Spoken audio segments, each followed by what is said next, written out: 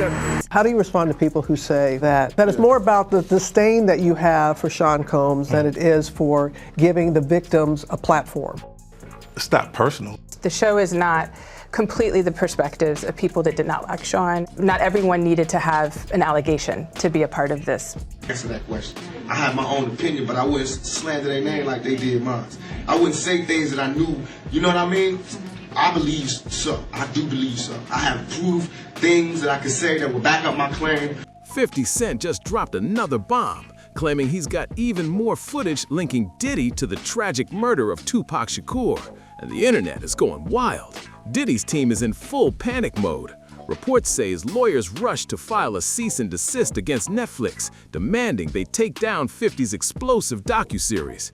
And now, word is spreading that 50 Cent says Diddy has allegedly been sending him threats. It's no secret that Diddy sees 50 as a serious threat, and it sounds like he'll do whatever it takes to shut him down. I need some hand sanitizer. Hold on. I got it. I've been out in the streets amongst the people. Yeah, I gotta take a bath. Like the amount of people that actually I'm coming in contact with, like that's what I have to do.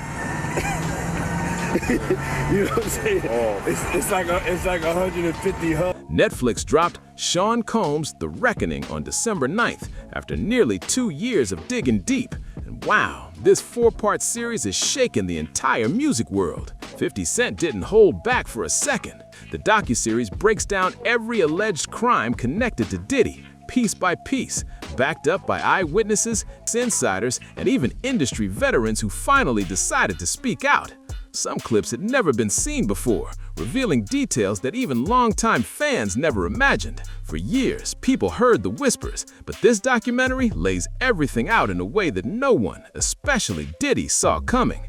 So let's start at the top with the hotel video, which I did a double take because I thought, wait a minute, isn't this Fiddy's documentary? What is he doing with video from inside Diddy's hotel room, which clearly looks to be sanctioned by Diddy? It almost looks like Diddy was shooting a documentary. He thought this whole thing might go away and just wanted to have some really good content for afterwards. How the hell did this video get in the hands of 50 Cent, the arch nemesis of Diddy? Well, I think it was delivered legally, supposedly what they're saying. I think what happened was that when he did this video in the hotel, he was probably thinking that he was going to probably be acquitted and he was going to probably get out and he could probably run back his last days that before he got arrested so he can use that for some footage later on. But it sort of backfired on him because now I don't think he wanted it to get out. And plus, he's in an appeal process right now where he's trying to get out from under this. He's still appealing his case, and this sort of brings back old memories, you know? Let me ask you this, Derek. Somebody real close to Diddy was holding that camera because Diddy didn't have people in his inner circle, in his hotel room, saying things like this unless they were close to him. And yet, whoever owns that copyright, whoever had their hands on that video, did him dirty, you know, and gave it to his enemy. Why and how do you think that happened? Well, I think the person that probably did the video footage wanted to get some recognition for having that type of footage. And I think, I don't know if they signed a no-compete clause or an NDA, but that person turned that over apparently, and it went to 50 for the documentary, which he used. What's wild is that nobody knows how 50 even got his hands on this secret footage. One thing's for sure, Diddy never expected his private conversations and behind-the-scenes moments to end up on screen. The documentary reportedly shows him talking with his legal team and even includes interviews with people claiming Diddy offered them money to keep quiet. These are the moments he allegedly tried hardest to hide. But it doesn't stop there. 50 isn't finished yet. In a new interview that just dropped, 50 Cent confirmed that he's sitting on even more footage that could expose Diddy's alleged lies. He's teasing a second part, said to dive deeper into the most controversial parts of Diddy's past, and it's reportedly headed straight to YouTube. He was involved in the shooting. Only they can answer that question. I have my own opinion, but I wouldn't slander their name like they did mine. I wouldn't say things that I knew, you know what I mean? I believe so. I do believe so. I have proved things that I can say that will back up my claim, but this is not for the world to know about. You know what I mean? It's between me and him, and only he knows. So every time he say it didn't happen, or that's the only thing that makes this become an issue to everybody. Because you seen what I said in the Vibe article. I basically bowed out and was going to go ahead about my life. The next issue, no, that wasn't even the next issue because them cowards waited about 4 issues before they got their story together. 4 issues later, half of New Yorkers commenting on me getting shot. And before, they was all like, we didn't see nothing. In the first issue, we did, Vibe viewers. Nobody seen shit.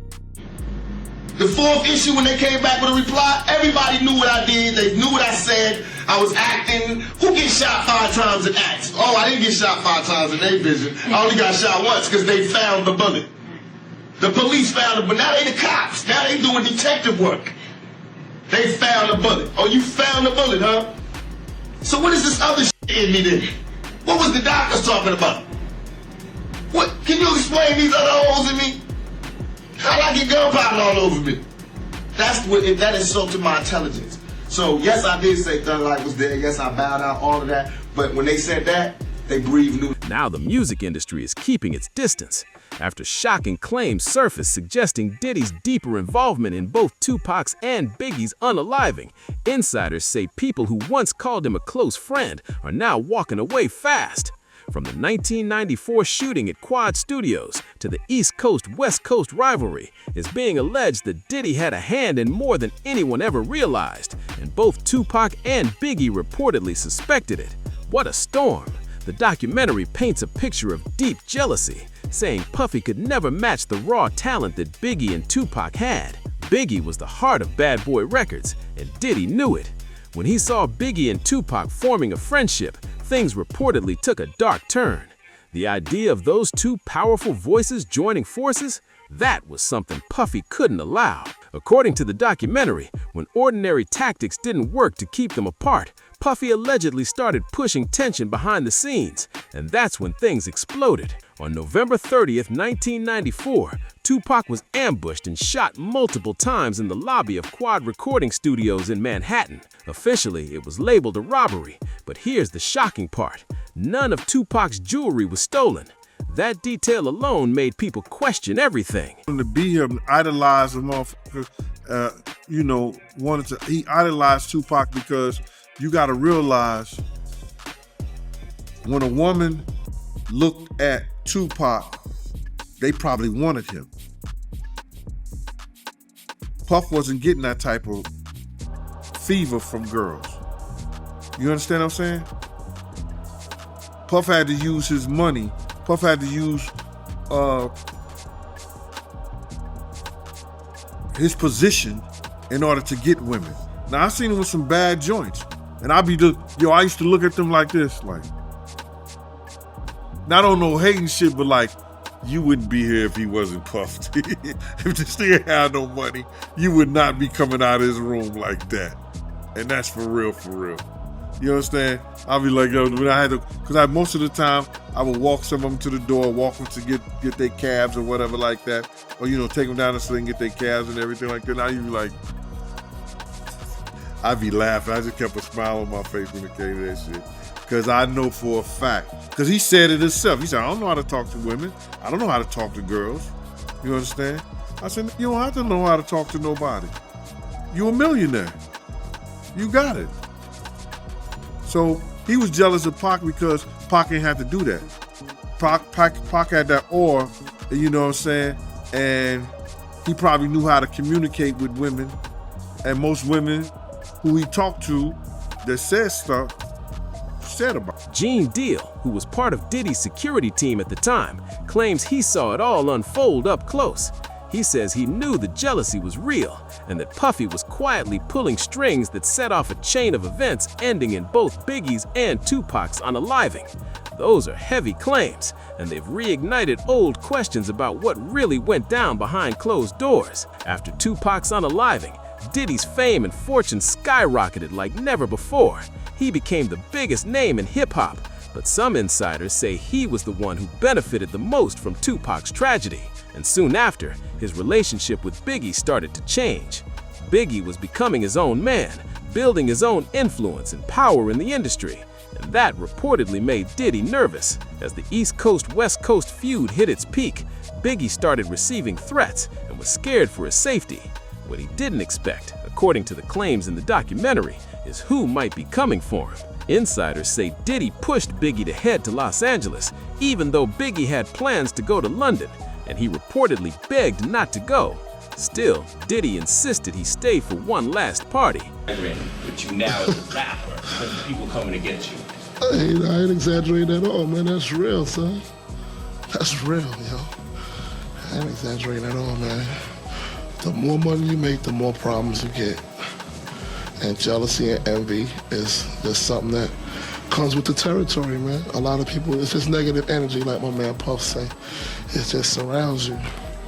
It makes you depressed, you know? So I gotta rap about it. And that's one of the bad things about the game is when you get large, even your friends will turn against you, man. So I made a song about it. But I mean, how real is your threat of like people constantly coming and want to shoot you? Man, I mean, that's real. I think about that every day. Every day, it's real. That's how real it is. I think somebody's trying to waking up paranoid. I'll be really scared. I'll just be paro. That's just the way I am. You know. You be seeing me. Scared to death. Tragically, that's where Biggie lost his life. The whole situation still sends chills through hip-hop history. Once Tupac and Biggie were gone, Diddy rose higher than ever, becoming the face of hip-hop and one of the most powerful music executives in the country. Even Kirk Burroughs, co-founder of Bad Boy Records, confirmed how fast Diddy climbed the ranks. But now, this new documentary is shaking that image to the core. It's packed with never-before-seen evidence, and investigators close to the case are reportedly saying a new probe into Diddy's alleged involvement could actually open up. That's a huge deal. The issue? Finding witnesses brave enough to step forward. The one person who could really connect Diddy to these old crimes is Keith D, real name Dwayne Keith Davis. Interview that Puffy did with Fat Joe where he was talking about Biggie in his last moments in LA, and he told Fat Joe that he didn't want to go to LA, he actually wanted to go to London, but Biggie, he was the one that wanted to go to LA, and he was the one that was pushing to go to LA. That's not true. My name is Kirk Burroughs. I ran Bad Boy Entertainment. I helped co-found it. I created the company with him. I raised from general manager to president. And at that time, I put all of those business plans together. And Biggie didn't want to go to LA, ended up going. What got him out there was a week ahead of time to ease him into the whole award show. He may not have wanted to go to London, but was talked into it. First time ever a rapper of your stature getting this treatment, that would be something he would be interested in doing, but he was easily talked out of it by Sean so that they can make an appearance at an event in LA that Saturday night. A part of the posturing of not only did we come to the award show, not only am I recording my album out here,